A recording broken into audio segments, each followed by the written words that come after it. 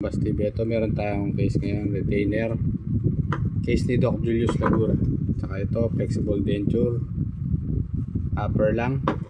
Ito naman, upper din, flexible denture. Ayan. Ito nga ma-advise ko lang sa inyo, kung gusto nyo magpagawa ng pustiso, pagalingin nyo muna yung mga bagong bunot nyo na mga, kung pwede, 2 buwan o 45 days bago kayo magpagawa ng pustiso. Marami kasi nagme-message sa akin, sinasabihan ng dentist after 2 weeks bumalik, yun, ginagawa ng bagong pustiso. Minsan ginagawa pa flexible, tapos nagkakaproblema after 1 month, may problema na yung pustiso. So ngayon hindi na, yun lang ang ina-advise ko lang bago kayo magpagawa ng mga mamahaling pustiso, make sure nyo na yung mga bagong bunot tuyo na, hindi yung nagmamadali. Minsan kasi yung pasyente nagmamadali, kaya yung mga pustiso nagiging palpak din, no? Thanks for watching, bye bye.